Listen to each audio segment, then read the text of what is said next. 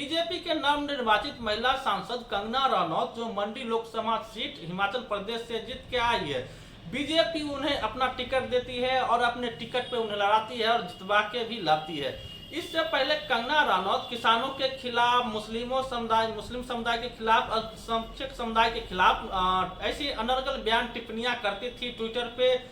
पे तो उनको बैन कर दिया गया था और इसी चलते वो सुर्खियां में बनी रहती थी। क्योंकि वो अपर कास्ट से आती है, सवर्ण समाज से आती है, तो मीडिया के लोग भी तवज्जो देते थे और अपर कास्ट के लोग उन्हें बहुत ज्यादा बढ़ा चढ़ा के लिखते बोलते थे और विवादित में वो फंसी रहती थी। अभी हाल ही में लंदन टॉप के एक शो में उन्हें पूछा गया कि क्या कास्ट सेंसर जाति जनगणना होनी चाहिए, तो उन्होंने सीधा सीधा जवाब दिया, नहीं होनी चाहिए। मैं अभिनेत्री हूँ, मैं तो किसी से जाति नहीं पूछती और न ही मुझसे कोई जाति की क्या लेना देना। जबकि अमित शाह बिहार में आते हैं और नीतीश कुमार और तेजस्वी यादव जब जाति जनगणना कराते हैं तो वे क्रेडिट लेने की कोशिश करते हैं। उन्होंने ये कहा नीतीश कुमार के लिए कि जब बीजेपी और नीतीश कुमार साथ में राज्य में सरकार चला रहे थे तो बीजेपी के सपोर्ट में ही ये फैसला लिया गया था कि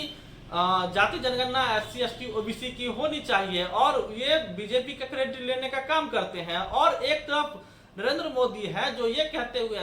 आप नजर आते हैं कि हम पिछड़ी माँ का बेटा हूँ, कभी अति पिछड़ा बोलते हैं, मैं गरीब का बेटा हूँ और ऐसे करके वोट लेने का काम करते हैं। और एक तरफ कंगना रनौत है जो जाति जनगणना पे सीधा सीधा कहती है कि जाति जनगणना नहीं होनी चाहिए, क्योंकि सवर्ण समाज को ये डर है अगर जाति जनगणना हो जाती है तो सभी को बराबर हिस्सेदारी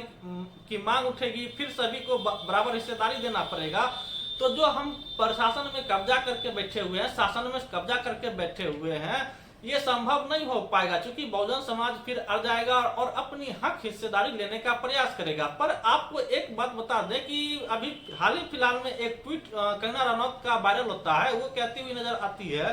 कि जो किसान बैठे हुए थे वहां पे रेप हो रहे थे, मर्डर हो रहे थे। हालांकि एक हत्या हो गई थी शेड्यूल कास्ट के व्यक्ति की जो कुछ धार्मिक चीजों को छू देते हैं और जो वहाँ के कुछ सिख होते हैं उन्हें शायद इसको बात का बुरा लगता है और उनकी हत्या कर देते हैं। शेड्यूल कास्ट के थे और मैं इस बात का विरोध करता हूँ। शेड्यूल कास्ट या किसी भी की जान से कोई बड़ी चीज नहीं होती है। किसी भी धर्म में, सभी धर्मों में ऐसा हो रहा है, कभी मॉब लिंचिंग कराया जाता है कि ये दूसरे चीज का मीट है, कभी कुछ ऐसे नारे लगवा करके उनकी बेइज्जती की जाती है और मॉब लिंचिंग किया जाता है। तो सभी धर्मों में कुछ ऐसा चलते रहता है, कुछ न कुछ त्रुटियां हैं, पर जान से बढ़कर कुछ नहीं होता है, किसी भी समाज का वो व्यक्ति क्यों ना हो। और ऐसे ही एक घटना किसान आंदोलन पे हो जाता है जहाँ पे शेड्यूल कास्ट की व्यक्ति की हत्या हो जाती है। मैं इस बात से एग्री नहीं करता हूँ, किसी भी इंसान की हत्या धार्मिक मामलों में हो तो ये एक गलती हो जाती है किसान आंदोलन में और किसान इसे खारिज कर देते हैं कि इससे मेरा कोई लेना देना नहीं है। पर जिस तरीके से कंगना रनौत ने किसान आंदोलन पे उन्होंने टिप्पणी की कि जो वहां पे बलात्कार हो रहे थे, रेप हो रहे थे और हत्याएं हो रही थी,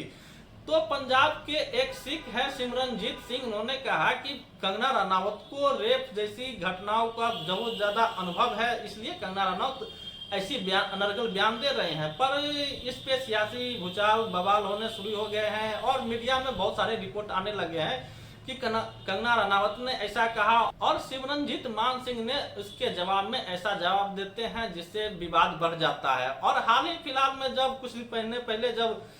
लोकसभा का रिजल्ट आया था और कंगना रनौत जब दिल्ली के लिए जा रही थी तो चंडीगढ़ एयरपोर्ट पे जब एक महिला CISF जवान थी जो उन्होंने कंगना रनौत को एक झापर भी खींच के रख देती है और ये भी बहुत ज्यादा वायरल होता है, जहाँ पे कंगना रनौत के बारे में ये कहते हुए वो जवान नजर आई कि मेरी माँ किसान आंदोलन में बैठी हुई थी और ये ट्वीट करती है कि वहाँ पे जो महिलाएं बैठी हुई है 100-200 रुपये लेकर के बैठी हुई है। जबकि प्रधानमंत्री नरेंद्र मोदी एक तरफ कहते हैं कि हमारे तपस्या में कोई कमी हो गई, किसान भाइयों की तपस्या में कोई कमी हो गई जिसकी वजह से मैं ये कानून वापस लेता हूं, ऐसा ट्वीट करते हैं और ऐसा मीडिया के सामने आकर के बोलते भी हैं। पर ये पता नहीं बीजेपी के नेता है, अभिनेत्री है और इनको क्या हो जाता है, ऐसे अनर्गल बयान जो न चाहते हुए भी बीजेपी उन्हें इस बात के लिए एक स्पष्टीकरण भी जारी करती है कि ये कंगना का निजीगत बयान था, इससे बीजेपी का कोई लेना देना नहीं है। पर जिस तरीके से कंगना के बड़बोलेपन की वजह से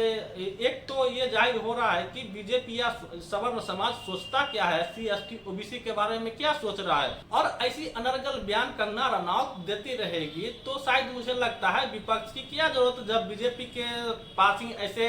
पता नहीं बददिमाग नेता है, क्या है नहीं है, ये 100% आरक्षण वाले लोग हैं और अनर्गल बयान देते रहते हैं। कभी जाति जनगणना नहीं होनी चाहिए तो कभी SC ST OBC का रिजर्वेशन के बारे में ट्वीट करती है, मुसलमानों पे ट्वीट करती है। तो बीजेपी का ये